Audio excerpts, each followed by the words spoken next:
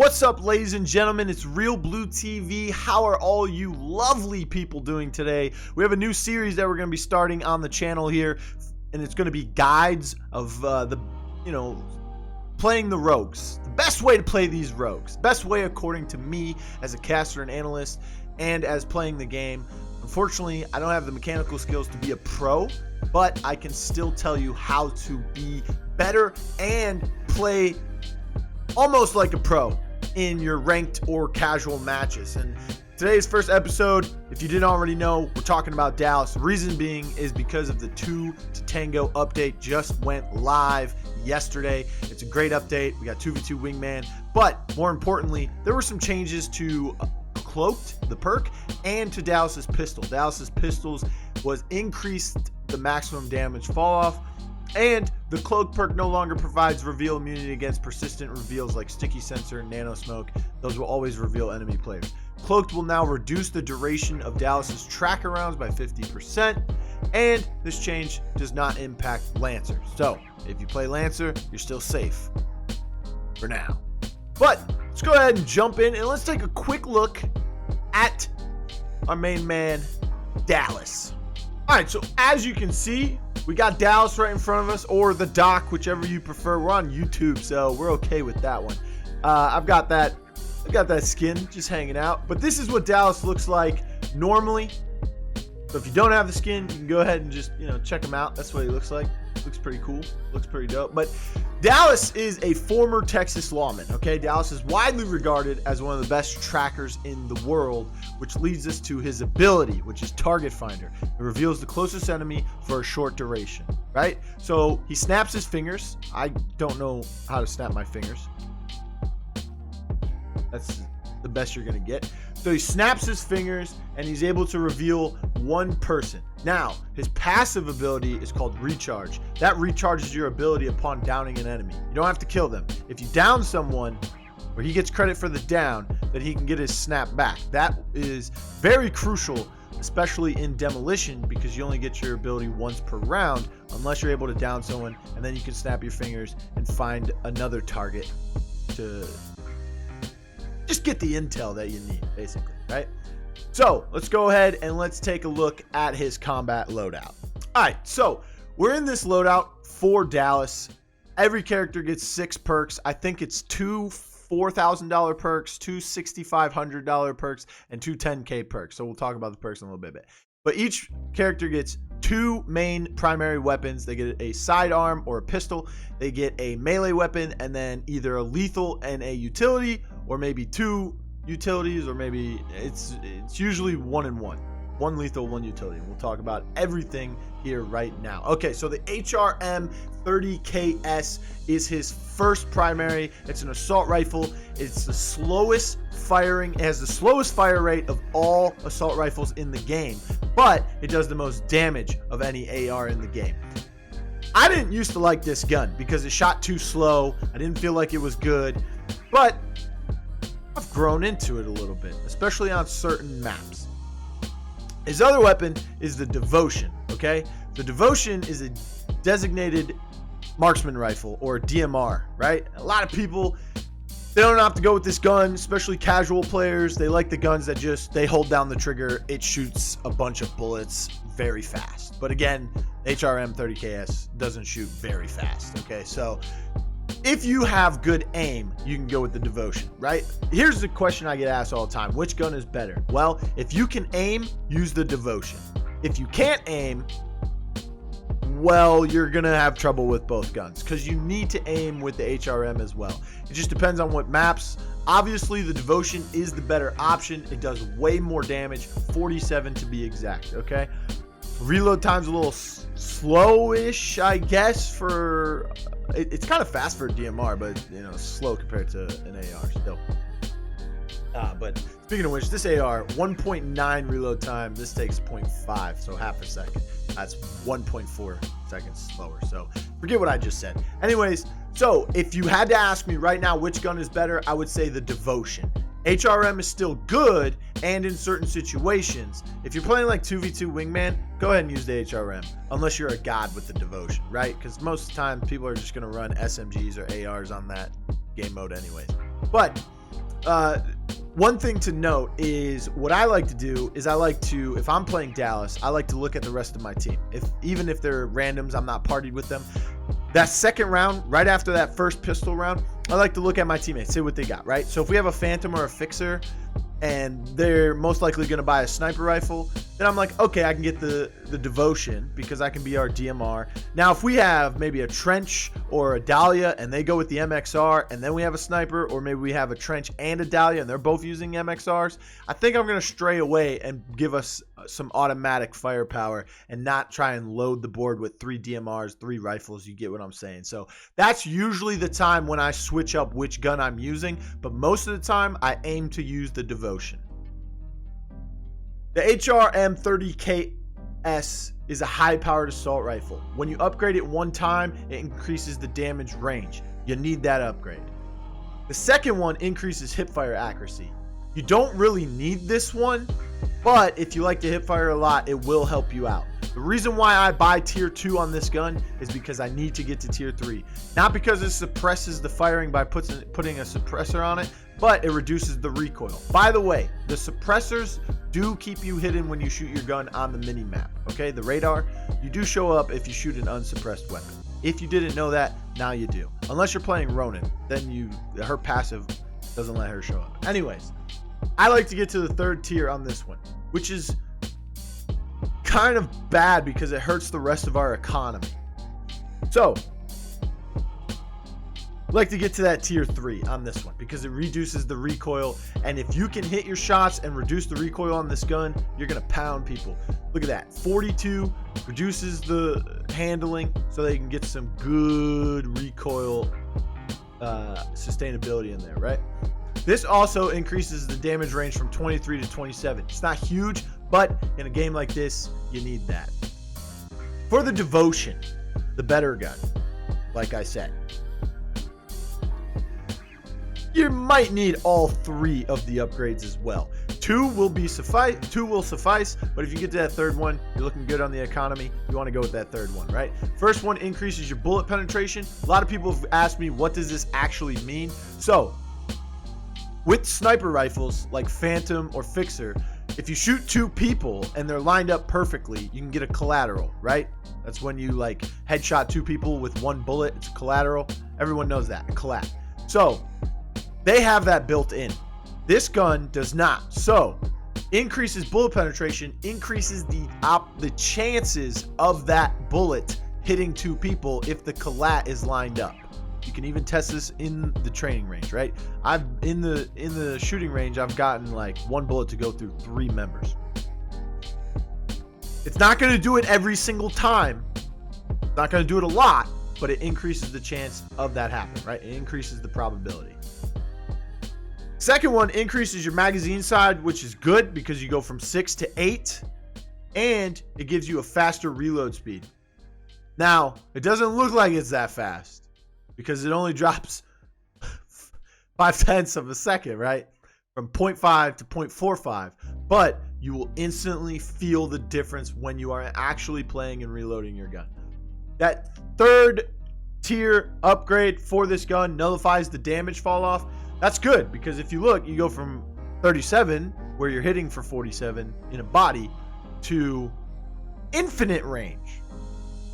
Okay, so that's kind of crazy damage right there, especially if you're able to hit those shots from a good distance. You can put a lot of pain on someone. All right, let's talk about his rifle, the LW6 revolver. I think this is one of the best guns in the game. I just can't show it myself because I am terrible with this pistol. It's got a slow fire rate of just 2.78, but it does a lot of damage. Not too much damage compared to other pistols, but if you hit some headshots, you're dinging people. I think it's like a 2-shot down with the headshots.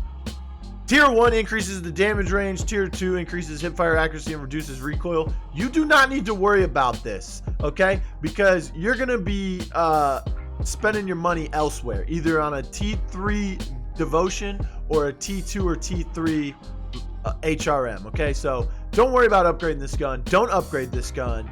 You don't need to upgrade this gun, right? Throwing axe, pretty simple. You throw the axe at people.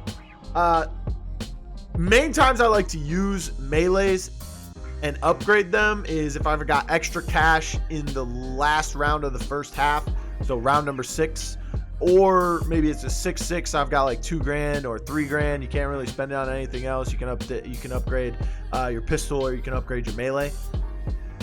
This is very important. If you're going against a Sigrid, right? There's a Sigrid on the other team. Increases throw speed at tier 1 is not going to help you. Increased throw damage is not going to help you. But you want to get this, okay? Because when you do have melees, she has her shield up.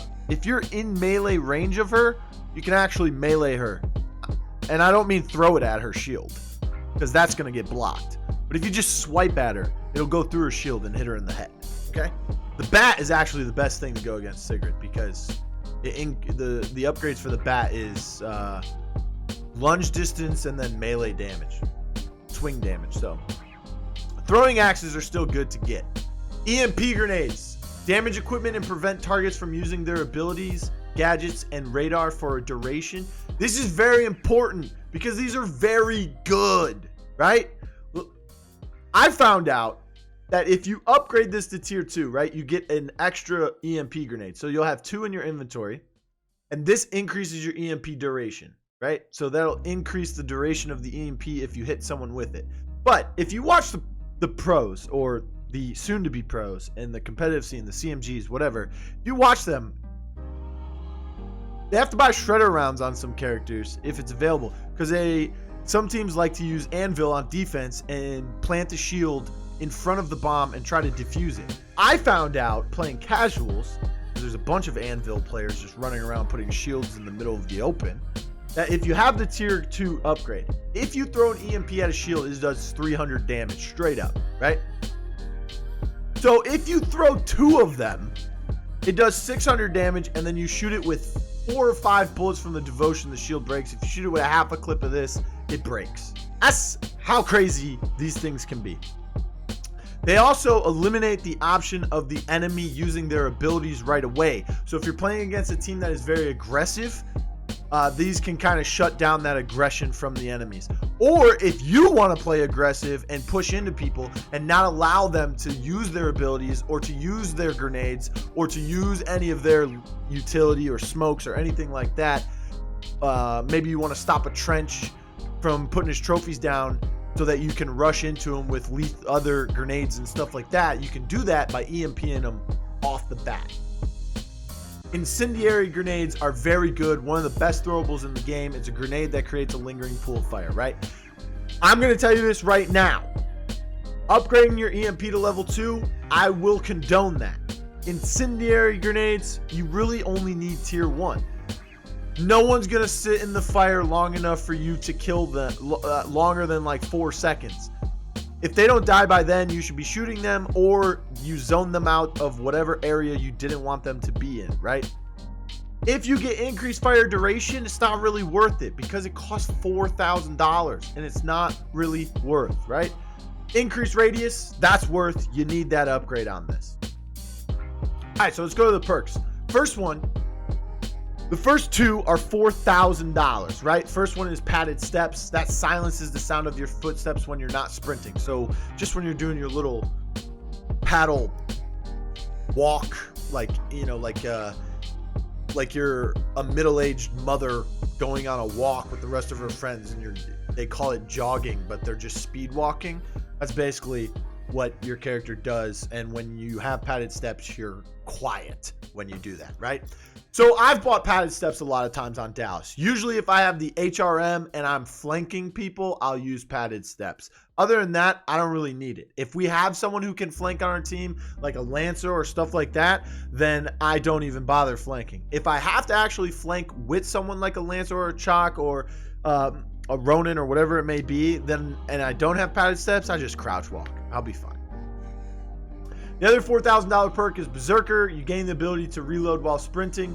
When I first started playing this game, I thought this perk was decent. Now, I do not find myself buying it at all. So this is not needed, right? Padded steps, if you feel like flanking, this could be a good option for you. This, Berserker, don't buy this. Don't waste $4,000 on this. Okay, you can stop moving. I mean, you can stop sprinting to reload for like half a second, right? What is it? Half a second. What is it? 1.9. It's not that bad. The next two perks are 6,500, so 6,500. Stalker removes aim down sights movement speed penalty. I only use Stalker on Dallas when I am using the devotion so that I can peek in and out of cover and shoot quickly, right? Because it removes that speed penalty when you aim down your sight. So the only time I use Stalker is when I'm using the devotion. The other $6,500 perk is Bounce Back. This reduces your health regeneration delay. This was also changed in the 2 to Tango patch. Previously, it reduced the time it took for the health regeneration to start by 2 seconds. In addition to reducing that time, Bounce Back will now give players 30 health per second instead of 20, right? So the overall time to reach max health will be significantly shorter, okay? So this will cut down the time it takes you, or it'll reduce the delay that you have to regen your health, and it'll also regen your health quicker than it used to because it gives you 30 health per second instead of 20 now. Do I ever buy this? Not really. If I'm getting messed up or like, you know, they're peeking me out of cover a lot, I'll get this. Most of the times, I'll only get this if I'm going up against a Phantom because of Phantom's Grievous Wounds passive, right? You don't know what that is, I'll have a Phantom guide coming out soon. So if not, just, you know, go in your rogue selection on your screen and just read what her passive does. It delays your healing by a significant amount. How much is this significant? I don't know, but it feels like 10 days when I'm playing and I get shot in the leg by a Phantom, okay? So, if you're playing against Phantom, I'm going to tell you, buy Bounce Back, okay? The $10,000 perks, you have Headstrong. Gain an additional 25 armor. Buy this perk. It's one of the best perks in the game. You can, it could be the deciding factor whether you get blown up by a grenade or if you survive. It could be the deciding factor if you can clutch around because, you know, you kill someone, you repair your armor, and then you kill the next person. You got 125 health, baby. So, Headstrong, very good perk, $10,000. The other $10,000 perk is Replenish. Downing an enemy, reloads your currently equipped weapon, and restores ammunition, right? Restores ammunition means that you will get the same amount of ammo in your inventory that you landed from the plane with, right? This is actually really good in Strikeout. In Demolition, though, it's good, of course, don't get me wrong, but I kind of never go towards this perk only because I'm trying to prioritize other things, which of course were my gun upgrades, right? So let's go ahead, we'll jump into the shooting range and I'll explain some of the economy and the way that I usually do it. Okay, so here we are, we're in the shooting range. Of course, you start out with $1 short of $1 short of $250,000. Anyways, here's what it's looking like, right? So usually in a game, if you get $120,000 in a game, you did really good, right? That's good. So what you're trying to aim for is to hit 60K in a half, right? $60,000 in a half. If you hit that in both halves, you get 120. If you are getting 60K, that means you're getting $10,000 a round, right? So that's hopefully what you're aiming for. Of course, that won't happen every time. So we're going to give you some options. So let's say you go with the HRM 30KS, right? Let me break out my calculator actually, because it is too early in the morning for me to do math, right? So let's say we get the HRM, okay? That's going to be 8,000. And then we're going to do, of course, the Molotov. Actually, we're going to play it round by round, right? So we're going to go with the Molotov first. That is always my first buy, right? At the beginning of the game, start off with a Molotov, defense or offense. If you have a Vi or a Scorch, they're gonna get a Molotov most likely. I would still go with a Molly just in case one of them dies, or if it's just one of. I mean, let's look at it from a competitive standpoint, right? Let's say you're on a map like Windward. You're gonna have a Vi most likely. Vi's really good, although she's not very good on Windward. But that's besides the point. Vi is a staple in comp. right? So you need a Vi. You're going to have a Dallas because of Dallas, the cloaked nerf, so Dallas is better. So the way it works is if I'm in a game, randoms on my team, I don't know any of my teammates, no one's talking on the mics, I'm going to assume that the Vi is going to get a Molotov. Or you can actually assume she's going to double upgrade her pistol because that's what all randoms do, apparently. So even if they have mollies, I still go with the Molotov. It's just offense, defense, doesn't matter. If you're on defense, you can use it to keep them off of the bomb. So when you plant the bomb, they're trying to get to it. Or maybe the last person alive, you kind of just Hail Mary it on the bomb to keep them off of it, right? So that's good option right there. On defense, if they're trying to plant the bomb, you can keep them from planting the bomb with the Molotov. Or you can confirm a kill once you down someone. It's always a good option. So I'll just instantly use that right there. You still have $1,000 left over, of course, because you start the game with 5. So if you get one down, you're good to go because you'll be able to get this gun. If you get a kill, you're gonna have a little extra cash, whatever it may be. So let's say you go with the HRM. That's gonna be our next purchase. Let's just say that's how it worked out, right? If you did good enough to have $4,000 left, I would go with the EMP right away in that second round because now you have the EMP ability and you have the Molotov or the incendiary. I'm just gonna call it an incend, and you'll have the your gun as well, right? Next round, I want to be bodying people because the very next round, I want to rush armor as fast as possible. Because if I can rush my armor, I know I'm doing well, and I know that the other team is struggling money-wise, and I know that I'll do even better the next round, hopefully, because I have armor, I've got both my gadgets, and I've got my primary weapon, right? So if you're doing well in the game, it usually looks like we're at $26,000, okay? Yeah, that's hard to get in 2 rounds, but wait, it's actually 3 rounds. Anyways, Headstrong is usually what I buy. I usually double upgrade that. I've got a single upgrade on this.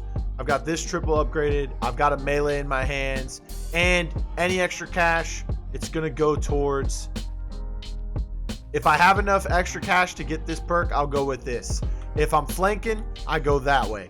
If I don't have enough extra cash for any of these perks, then I usually just upgrade this because it increases the throw speed. It's always good to be able to throw your melee faster. If I still have another 2,000 to spend, I'll still do this so it increases the throw damage on that. So that's usually what I do on offense or defense. And for the devotion, it's basically the same thing. It's the same thing. I go Molly first, then I get my devotion. If I have 10 grand, I go with this. If not, I go with the gadget, then this. I'll upgrade that one time. We're double upgrading this. We're triple upgrading that. So this is usually what I'm looking like when I'm playing Dallas. If I'm going against a Phantom, again, I'm getting this. If I'm in Strikeout, I'll get this. If I'm using this gun, I'm trying to get this. So you probably won't have the extra cash to upgrade this melee like we did with this gun. But this is much better for the devotion because you won't get the penalty of aiming down sights, and you can go in and out of cover and shoot people and peek them. I call it peek shooting. You can peek shoot them a lot better because of the stalker perk. If you're flanking, which I don't usually do with the devotion because it sucks, but padded steps again could come in handy, but you don't really need it if you just crouch walk. Yeah, it's faster to middle-aged woman walk through, but hey, that's just the way it is. So that's basically how I play Dallas. But yeah, that's all for the Dallas guide. Let me know what you guys think in the comments below. Which character do you want to see next? I've been pretty much grinding all the characters just so I can give you the best tips and tricks for each character for these guides. I've got a lot of footage, so until then, yeah, keep grinding, everyone. And for all you Dallas mains out there, have fun with this new update, because when I'm not playing Dallas, I'm not having fun. If I'm playing Dallas against the Dallas, I'm not having fun, because I'll be seen all day, baby. Keep grinding, everyone, and make sure you follow me on Twitter at realBluTV with no E in blue.